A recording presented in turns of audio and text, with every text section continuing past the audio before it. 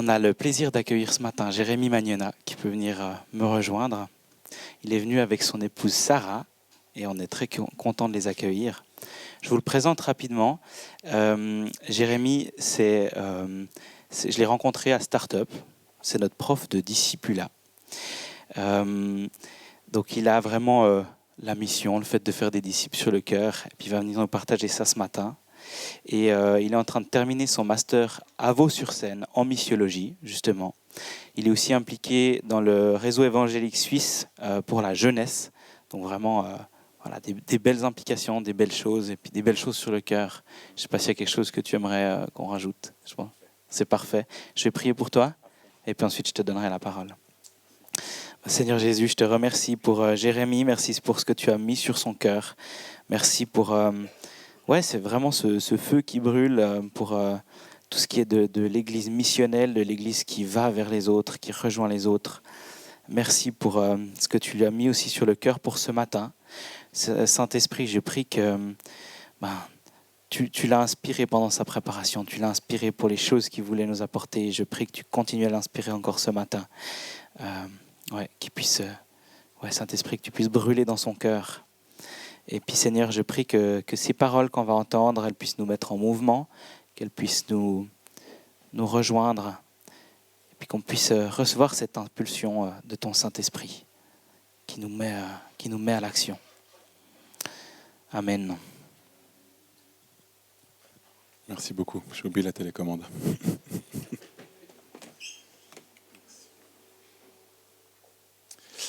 Bonjour à tous. C'est une joie d'être là, des visages que je connais.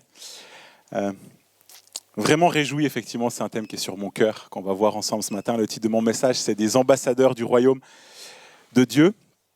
Pour parler d'ambassadeurs, on va parler un peu de Paul. Donc Paul qui est cet apôtre qui a permis aussi l'expansion de l'évangile dans les nations. Paul va utiliser 2 fois le mot ambassadeur. La première fois dans Ephésiens 6, les versets 19 et 20. Il va dire « Priez pour moi, afin que lorsque j'ouvre la bouche, la parole me soit donnée pour faire connaître avec assurance le mystère de l'Évangile. C'est pour lui que je suis ambassadeur dans les chaînes. Priez que j'en parle avec assurance comme je dois le faire. » Donc Paul, pour ceux qui ne le connaissent pas, c'est un gars qui est passionné, qui a un zèle de fou pour Jésus, qui vraiment fait des choses incroyables. Et Paul, lui, nous dit « Priez pour moi pour que j'aie de l'assurance. » Donc j'ai envie de nous déculpabiliser direct. Parce que si Paul, lui, demande cette prière pour ça, qui sommes-nous pour avoir autant d'assurance ? On a besoin de prière des uns des autres. Je pense que là, la communauté aussi, ensemble, doit nous donner cette force par la prière, d'avoir cette assurance. Ensuite, dans 2 Corinthiens 5, 19 et 20, il va dire « En effet, Dieu était en Christ. Il réconciliait le monde avec lui-même en ne chargeant pas les hommes de leurs fautes. Et il a mis en nous la parole de la réconciliation. Nous sommes donc des ambassadeurs pour Christ, comme si Dieu adressait par nous son appel. Nous supplions au nom de Christ, soyez réconciliés avec Dieu. » Donc j'avais envie de savoir qu'est-ce que ambassadeur voulait dire. Alors je ne suis pas allé dans ChatGPT, mais plutôt dans Wikipédia, ça existe encore et ça fonctionne. C'est un peu peut-être obsolète aujourd'hui, mais voilà, ça reste un dictionnaire. Wikipédia, un ambassadeur. Un ambassadeur est un représentant d'un État auprès d'un autre. On l'emploie aussi au sens figuré pour qualifier toute personne chargée d'un message ou d'une mission quelconque. L'ambassadeur, en tant que chef de poste d'une mission diplomatique, est le subordonné d'un gouvernement. Il tient son pouvoir de lui et ne l'exerce qu'en son nom sur sa demande expresse. Ses missions sont multiples. Il se doit de protéger les ressortissants de son pays, de négocier avec le gouvernement local et de défendre les intérêts de son pays. Il est en outre responsable de l'unité et de la cohérence de la représentation de son pays. Si ça, c'est pas biblique. C'est fou quand on pense, hein ? C'est une définition très simple pour expliquer quel serait notre rôle en tant que chrétien aujourd'hui. Donc ce terme ambassadeur nous dit que nous sommes sur cette terre avec un message, on a reçu une autorité, et donc nous sommes ces ambassadeurs du royaume de Dieu pour véhiculer les valeurs du ciel. que ton règne vienne sur la terre comme au ciel. C'est ce que Jésus nous a enseigné dans sa prière. Pour les plus jeunes, ambassadeur, je ne vous fais pas la définition, mais c'est influenceur.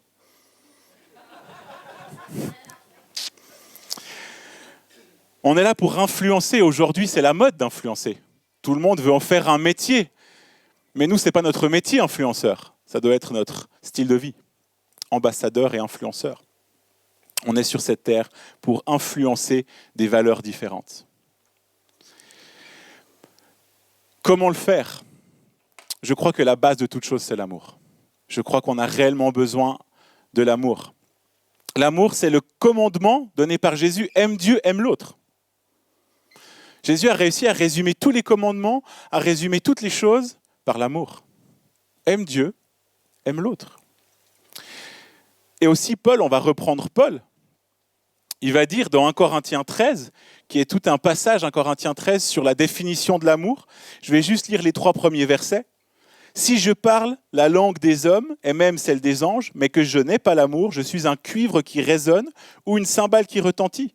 Si j'ai le don de prophétie, la compréhension de tous les mystères et toute la connaissance, si j'ai même toute la foi jusqu'à transporter des montagnes, mais que je n'ai pas l'amour, je ne suis rien. Et si je distribue tous mes biens aux pauvres, si même je livre mon corps aux flammes, mais que je n'ai pas l'amour, cela ne me sert à rien. » Paul est en train de nous dire que tout ce qu'on fait, si on ne le fait pas avec de l'amour, nous ne sommes rien, et ce qu'on fait ne sert à rien. Donc se dire par culpabilité, il faut que j'évangélise, en fait ça porte aucun fruit. Parce que nous ne sommes rien en le faisant, et ça ne sert à rien. L'amour, c'est l'équipement de base, je pense, de l'ambassadeur. Ça doit être cet amour qui nous anime. On va le voir aussi, on a besoin de l'esprit pour cet amour. Mais l'amour, ça doit être la première chose qui nous pousse à faire quelque chose. Je vais te faire juste un petit court témoignage là au milieu. Cette semaine, je rentre, j'étais justement à Paris pendant 2 semaines pour mes études. C'était mes 2 dernières semaines, après 3 ans de master à Paris. Il faisait beaucoup trop chaud à Paris, à 30 degrés. Ouais. Mais à Paris, avec la pollution, sans arbres, sans nature, je vous assure que c'est encore autre chose. Et on est 3 à avoir été en 3e année et finir. Et un soir, on s'est dit qu'il faudrait qu'on aille se faire un McFlurry au McDo, un truc un peu frais. On arrive là-bas, la gestion, elle était insupportable. Pour dire, j'étais 2 ans assistant gérant chez McDo et dans une autre ville.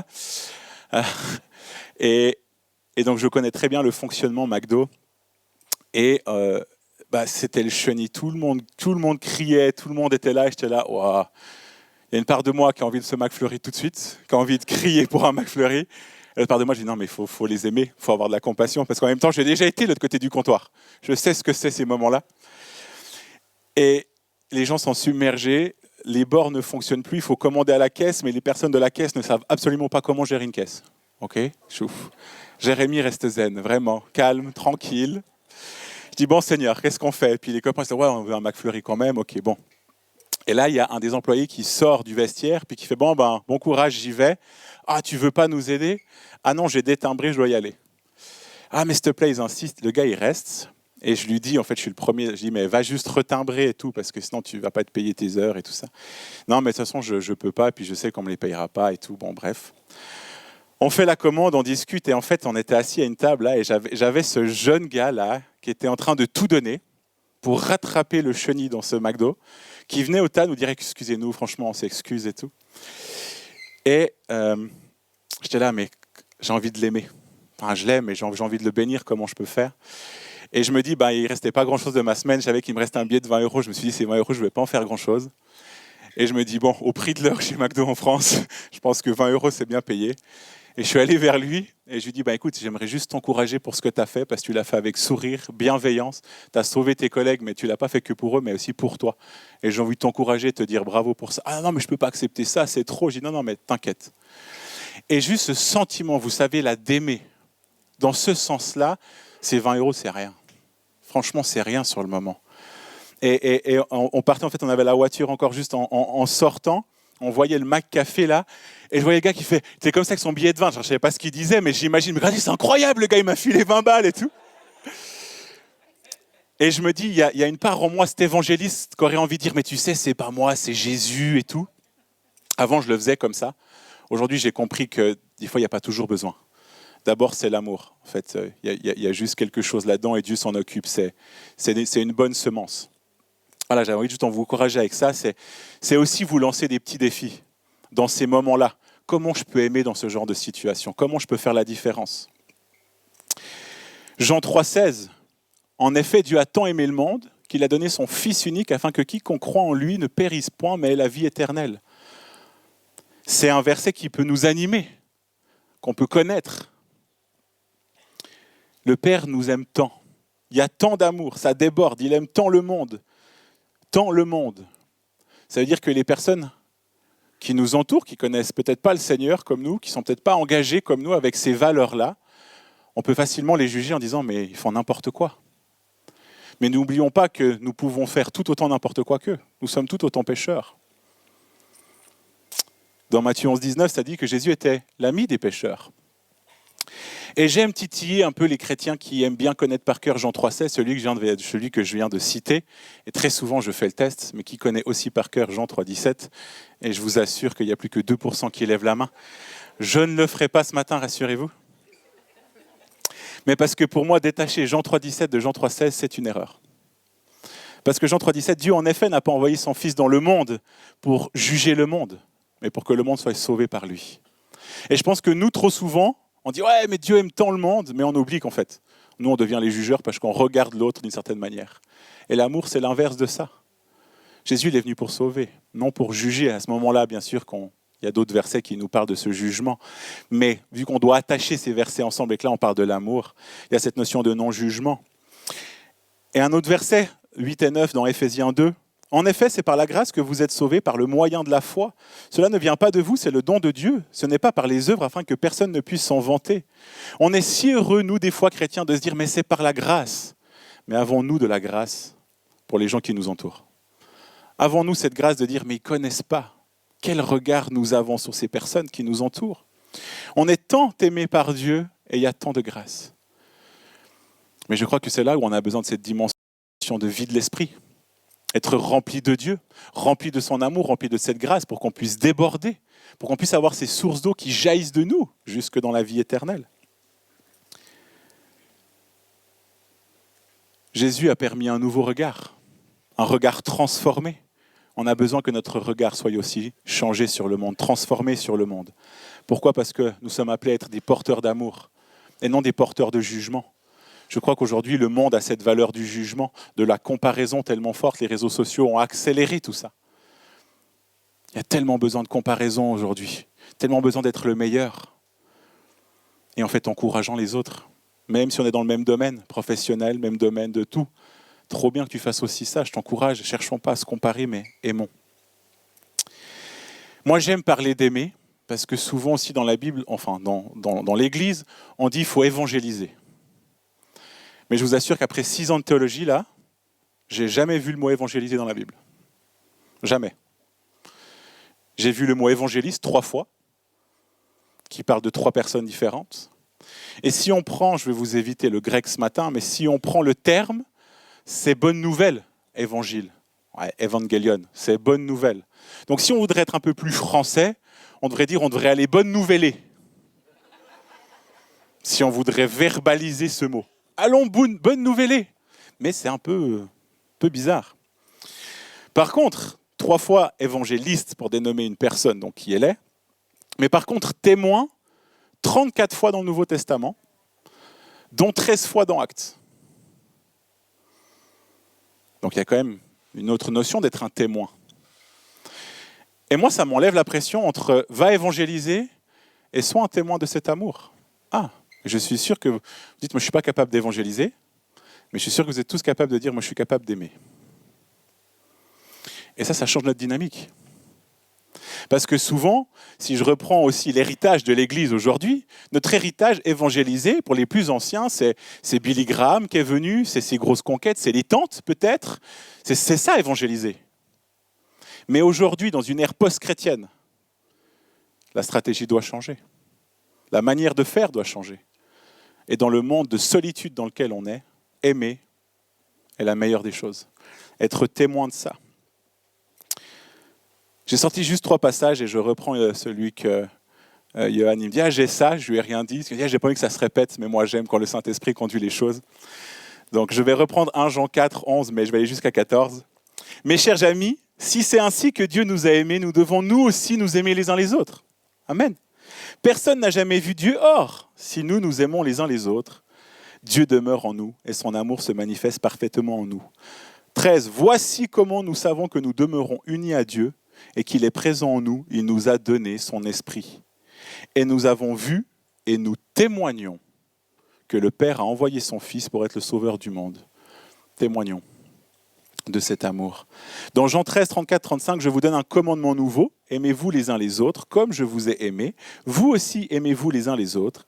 C'est à cela que tous reconnaîtront que vous êtes mes disciples, si vous avez de l'amour les uns pour les autres.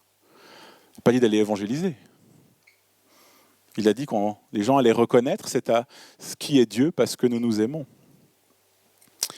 Et dans 2 Corinthiens 3, le verset 2 nous dit, c'est vous-même qui êtes notre lettre écrite dans nos cœurs et que tout le monde peut connaître à lire. Le verset 3, oui, il est clair que vous êtes une lettre écrite par le Christ et transmise par nous. Nous sommes cette lettre envoyée, remplie d'amour, remplie d'espérance. Pourquoi ? Parce que nous sommes témoins de cet amour. C'est cet amour qui est un équipement de base pour être des ambassadeurs. On doit changer cette manière de voir, non pas d'évangéliser, mais d'être témoin de l'amour de Dieu. Pour ça, on a besoin du Saint-Esprit. C'est aussi une base. On ne peut pas dire que l'amour est plus important que l'esprit ou l'esprit est plus important que l'amour, parce que j'ai envie de dire que je crois que l'un sans l'autre ne pourrait peut-être pas exister vraiment. Ou en tout cas, il y aurait des manquements de tous les côtés. Je ne sais pas si on le voit bien, mais autour de la colombe, j'ai mis Acte 1.8. Enfin, j'ai mis.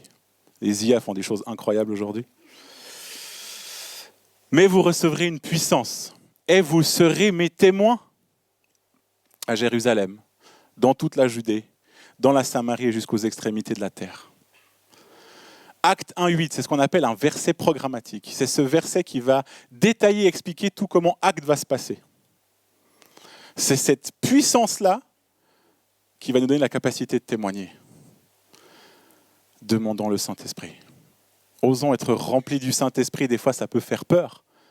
On se dit, ouais, mais je ne serai plus maître de moi, et puis si j'écoute l'Esprit, il va m'envoyer en Afrique et je n'ai pas envie. J'ai entendu ce genre de choses.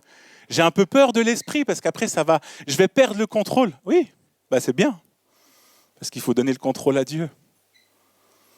Et le Saint-Esprit est cet équipement incroyable qui va nous permettre d'être des ambassadeurs et des influenceurs. On a besoin de l'Esprit. Dans Jean 16, 13, il est dit, quand le défenseur sera venu, l'Esprit de la vérité, il vous conduira dans toute la vérité, car il ne parlera pas de lui-même, mais il dira tout ce qu'il aura entendu et vous annoncera les choses à venir. Juste un peu de grec, parce que moi, je crois que c'est mon mot favori en grec. Il vous conduira. Conduira en verbe, le verbe conduire, en grec, c'est odegeo. Okay? Odegeo. Odegeo est un mot composé de 2 autres mots grecs, qui est le premier egeomai. Egeomai veut dire guide. Quand par exemple dans la Septante c'est tout l'Ancien Testament qui a été traduit en grec, le mot qui est utilisé pour Moïse quand il est dans le désert et qui guide le peuple, c'est egeomai. Quand la colonne de feu, quand la nuée où ils sont justement dans le désert qui conduit le peuple, c'est egeomai. Donc c'est vraiment un mot puissant qui veut dire guider le peuple. Ensuite, le deuxième mot qui compose ça, en grec, c'est odos. Odos en grec veut dire le chemin. Quand Jésus va dire « je suis le chemin, la vérité et la vie », il dit « je suis le odos ». Donc si on reprend ce mot composé odegeo, ça veut dire que le Saint-Esprit va nous conduire. Ça veut dire que le Saint-Esprit est notre guide pour nous conduire sur Christ qui est le chemin. Donc on a besoin pleinement du Saint-Esprit pour marcher sur Christ qui est ce chemin. Sans le Saint-Esprit, nous ne pouvons pas être dans une obéissance pour être conduits pleinement sur ce chemin qu'est Christ. Moi, je suis passionné par ça. Cette marche conduite par l'Esprit. Alors bien sûr, après, ça demande de l'obéissance. Nous sommes tous humains. Nous désobéissons. Des fois, on n'a pas envie. Des fois, on a peur. Mais je crois une fois de plus que c'est pour ça que la communauté elle existe. C'est pour s'encourager les uns les autres. Est-ce que c'est bon d'avoir des témoignages spontanés ? Et j'aimerais vous bénir, parce que ce n'est pas souvent dans des églises qu'il n'y ait pas de temps de latence entre des témoignages. Alors il y a peut-être eu un brise-glace incroyable ce matin, mais j'ai trouvé ça beau de vous entendre venir témoigner avec le sourire. Et franchement, bravo pour ça. Parce qu'en témoignant devant l'Église, ça nous entraîne à témoigner dans le monde. Donc vraiment, bravo pour ça. On doit être attentif au Saint-Esprit, être des ambassadeurs disponibles et à l'écoute. Dieu aime les cœurs disponibles. Il aime qu'on prenne ce temps de l'écouter, de savoir qu'est-ce qu'il a pour nous aujourd'hui. On a besoin de ça. On a besoin du Saint-Esprit pour rentrer dans la mission. Parce que c'est lui, Jésus est le semeur et nous sommes des bonnes semences. Dans Matthieu 13, au verset 24, Jésus propose une parabole à ses disciples, donc il veut leur expliquer à quoi ressemble le royaume de Dieu. Il leur dit, le royaume des cieux ressemble à un homme qui avait semé une bonne semence dans son champ. Il y a plein de questions entre deux. On arrive au verset 37 et 38. Il leur répondit, donc en fait il veut expliquer à ses disciples qui se posent des questions, mais on ne comprend rien à ce que tu viens de nous dire, explique-nous mieux. Et je les comprends tout à fait. Jésus va dire, celui qui sème la bonne semence, c'est le Fils de l'homme, donc Jésus. Le champ, c'est le monde, et la bonne semence, ce sont les enfants du royaume. Et il y a cette notion que c'est Jésus qui va nous semer, et nous sommes une bonne semence. Et de nouveau, dans ce terme bonne semence, j'entends être témoin rempli d'amour. Et pour être dans ce champ, quel est mon champ missionnel ? J'ai besoin justement du Saint-Esprit qui, lui, va me guider ou être ce témoin. Quel est ton champ missionnel ?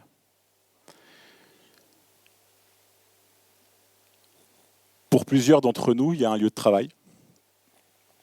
Il y en a peut-être, c'est le quartier. Il y en a peut-être, c'est leur club de sport, club de loisirs. On ne peut pas être, entre guillemets, dans cette pression de « je dois convertir tout le monde ».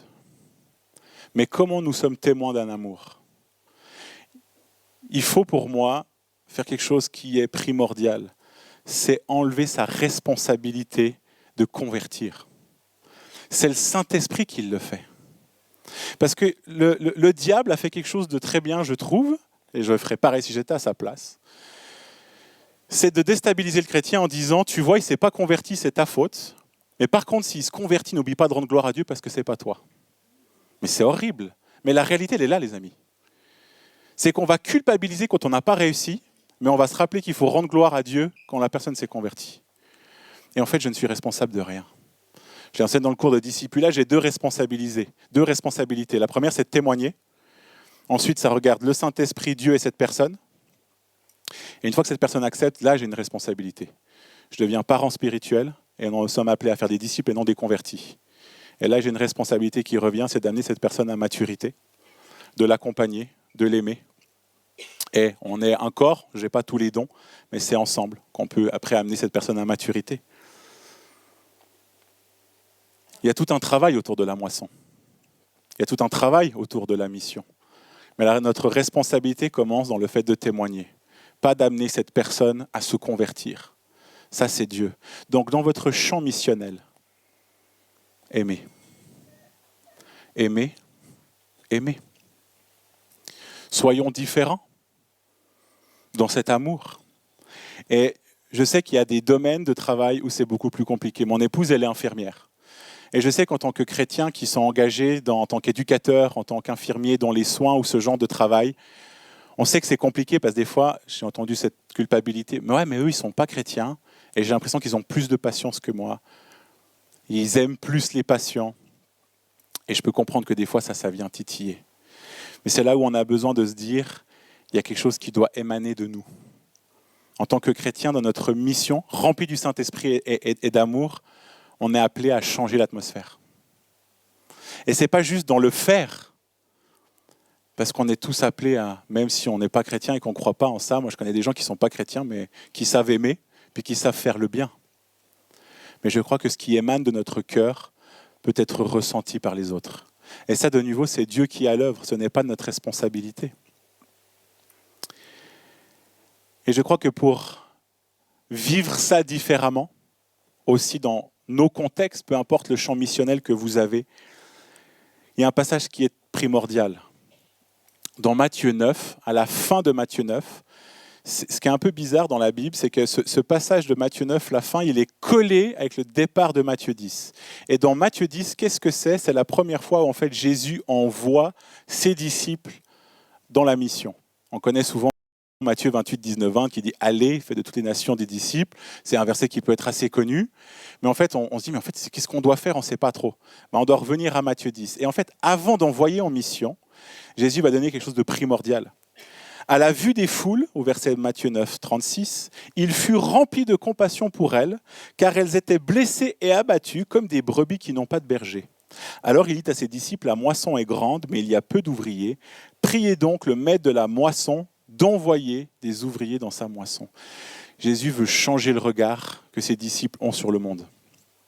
Il veut leur dire, ayez de la compassion pour elles. Compassion, le mot là qui est noté veut dire c'est dans les entrailles, il y a quelque chose qui doit se passer dans nos entrailles, d'être complètement transformé pour ces personnes-là. Et vous allez me dire, oui, mais des fois j'aimerais aimer, mais je t'assure que quand je vois ça, c'est compliqué. T'inquiète pas, moi aussi. Donc prions. On a besoin d'encore plus de prière. Paul a demandé la prière pour avoir de l'assurance, mais Jésus va aussi dire, priez donc le maître dans la moisson. Et j'ai envie de piquer un petit peu, parce que c'est quand même ma signature de piquer. Je suis désolé, mais je dois revenir avec un tout petit peu de grec pour que vous compreniez ça. Priez donc le maître de la moisson d'envoyer. Le mot là, envoyer en grec, il n'est pas le même mot qu'envoyer qu'on pourrait comprendre et connaître comme apostellos, qui voudrait dire envoyer comme un messager. Là, le terme, il est un peu piquant, parce qu'en fait, le terme, c'est ekbalo, et ça veut dire chasser, avec violence, hors d'eux. Ce mot-là, quand on recherche dans ce qu'on appelle une concordance, c'est là où les mots grecs se répètent, c'est un mot qui est à chaque fois utilisé quand Jésus chasse un démon. C'est le même mot que Jésus utilise pour chasser des démons, qui dit « Priez Dieu de chasser les chrétiens en dehors de l'Église pour aller dans la moisson ». C'est ça que ce passage veut dire. Donc je pique, mais en même temps, ce n'est pas moi, je suis juste un traducteur là. Mais vous imaginez, priez donc le maître de la moisson de chasser des ouvriers dans la moisson, de les chasser en dehors de là où ils sont pour aller dans la moisson. Et je crois qu'à ce moment-là, on savait déjà qu'il y avait un petit certain confort qui des fois nous empêchait de sortir. Donc on a besoin d'être transformé de notre regard, avoir de la compassion. Et quand on a cette compassion-là, il faut un peu cette puissance de Dieu dans la prière qui nous dit « Allez, maintenant, va, hors de là, hors des murs, go ». Et c'est à ce moment-là rempli d'amour, rempli du Saint-Esprit, en ayant sorti cette culpabilité de « je dois évangéliser », en ayant un petit peu enlevé cette pression de « je dois convertir », c'est dire « mais en fait, j'œuvre avec Dieu. Je suis en collaboration avec lui et je suis une bonne semence. » Et je suis sûr qu'ici, dans le Gros-de-Vaud, il y a plusieurs agriculteurs et on sait un peu tous que même si on a des potagers et tout, quand on sème, il n'y a pas toujours quelque chose qui sort. Mais ça regarde le Seigneur. C'est ensemble. Notre rôle, c'est d'accepter d'être cet ambassadeur. Dieu cherche des ambassadeurs. Moi, je me suis levé pour être un ambassadeur et des fois je faute, des fois je chute, des fois je désobéis. Mais j'essaye au mieux. Et je me rends compte que plus je suis ambassadeur, plus ma foi elle a le feu. Plus j'ai le feu, en fait. Parce que je vois Dieu à l'œuvre. Et c'est tellement encourageant. Il manque d'ouvriers dans la moisson. Et pour beaucoup, d'être dans cette ère post-chrétienne, c'est plutôt négatif. Et je m'excuse, mais c'est parce qu'on veut s'accrocher à cette chrétienté qu'on a toujours connue. Mais en fait, on a beau ronchonner, ça ne changera pas que nous sommes dans une ère post-chrétienne. Et cette ère post-chrétienne, on doit oser la regarder différemment et avec un regard plutôt positif, en disant c'est des opportunités de fou. Les gens n'ont jamais eu autant soif. Et le Covid a été un excellent déclencheur de remise en question. Alors ça a ouvert le marché de ce qu'on appelle du pluralisme. Ça veut dire qu'il y a plein de manières de croire, plein de chemins. Vous savez, tous les chemins mènent à Dieu, ça on peut l'entendre. Mais en fait, dans cette recherche-là, ces gens recherchent vraiment. Et à nous de faire la différence, d'être ces ambassadeurs-là dans cette ère post-chrétienne, cette ère de changement aussi du numérique qui est arrivé, qui est bien sûr, c'est des choses qui sont d'une certaine manière négatives, par rapport à nos valeurs, mais qui sont au contraire quelque chose d'incroyable en tant qu'opportunité pour faire la différence. Et les gens cherchent, et les gens ont des questions. Pour conclure, je vais citer Christopher Wright. J'aime énormément cet homme qui a réfléchi à la missiologie. Et il a dit, ce n'est pas tant que Dieu a une mission pour son Église dans le monde, mais plutôt que Dieu a une Église pour sa mission dans le monde. La mission n'a pas été faite pour l'Église, mais c'est l'Église qui a été faite pour la mission. Alors j'ai conscience qu'une phrase comme ça est un paradigme pour beaucoup, et que ça pique un peu. Je suis d'accord. Mais je crois que c'est une bonne manière de voir les choses. Et là, j'aimerais parler de la missio Dei, de la mission de Dieu dans son cœur, mais j'ai absolument pas le temps pour ça. Mais en fait, si on comprend que le cœur de Dieu, son idéal, c'est que tous soient sauvés, il s'est dit, pour que tous soient sauvés, il faut que je mette un plan en action. Et ce plan, c'est l'Église. C'est notre rôle. Il a décidé de collaborer avec nous. Donc la mission, elle n'a pas été faite pour occuper l'Église. Mais l'Église, elle a été faite pour répondre aux besoins de Dieu, que tous soient sauvés, que tous entendent. On est appelé à une mission. On a tous un rôle dedans, témoin. Oui, on n'est pas tous évangélistes. Ça, je suis d'accord. On ne demande pas d'être évangéliste. On demande d'être témoin, rempli d'amour, rempli de l'esprit. Parce qu'après, on est un corps, et c'est pour ça l'Église. Bien coordonnés tous ensemble, on peut se mettre au service des autres. Parce que tous ici, nous avons tous des dons incroyables que Dieu a donnés comme il l'a voulu. Et pour ça, on doit être soumis à Christ, bien coordonnés ensemble. Et ensemble, dans une nouvelle dynamique, on peut faire quelque chose. Rempli d'amour, non de jugement.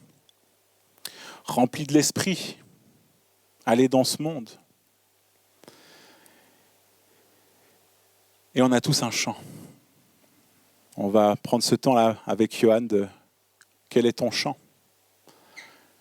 On a souvent des fois à cœur des personnes. Dans des églises, on appelle ça VIP, c'est nos very important personnes, celles qu'on veut amener à Christ. Il y en a qui ont d'autres termes. Peut-être que vous avez justement des personnes pour qui vous priez régulièrement. Et vous savez, des fois, dans ces personnes qu'on aime tant, qu'on aimerait venir voir à Jésus, c'est un peu des fruits pas mûrs.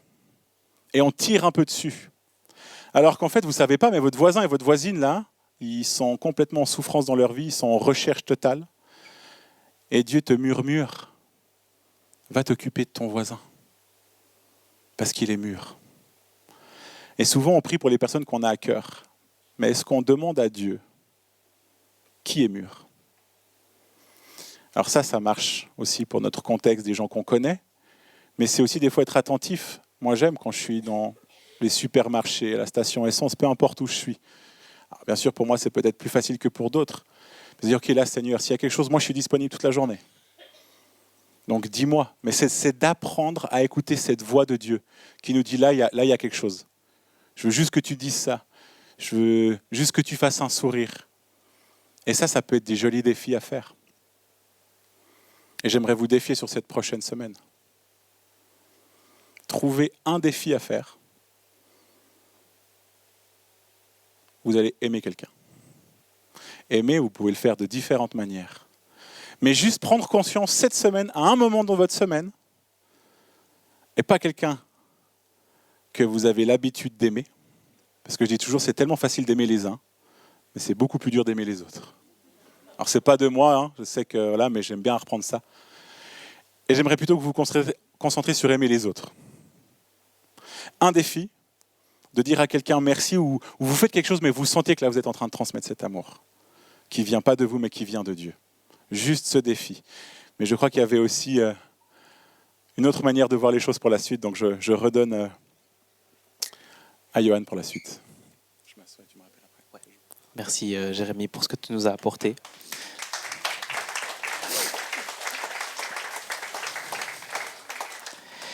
Quand je t'entendais parler de la parabole du semeur, puis dire « nous sommes les grains », il y a un élément sur lequel j'aimerais insister. Ça paraît évident, mais je crois que ça valait la peine qu'on insiste là-dessus. Le grain, il est planté dans la terre. Le grain, il est planté dans son champ missionnel. Et parfois, on a un peu tendance dans l'Église à sortir du monde, à se déconnecter. Et du coup, on est ce grain qui n'a pas été jeté finalement. Puis nous, on a envie de vous inviter ce matin à effectivement à se dire, maintenant, moi, je vais aller m'implanter dans la terre dans laquelle Dieu m'a placé. Cette terre, c'est ton travail. Cette terre, c'est ta famille. Cette terre, c'est tes voisins. En fait, cette terre, c'est ton quotidien, finalement. Et on a vraiment envie de vous inviter à vous implanter dans ce quotidien, dans la réalité du monde qui nous entoure.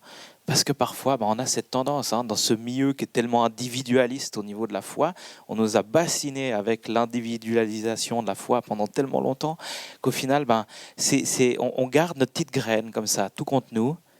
Mais la petite graine, si on la garde contre nous, on peut l'arroser tout ce qu'on veut, on peut la mettre au soleil et tout ça, elle va rien donner. Par contre, si on la met là où Dieu nous a envoyés et là où Dieu nous a mis, là ça pousse, là ça porte du fruit. Après, nous, on n'est pas responsable de savoir combien de fruits ça porte. On est responsable de s'implanter là où on est. Et c'est aussi ce moment-là qu'on a envie de vivre. Donc, je vais appeler Julien à venir aussi partager.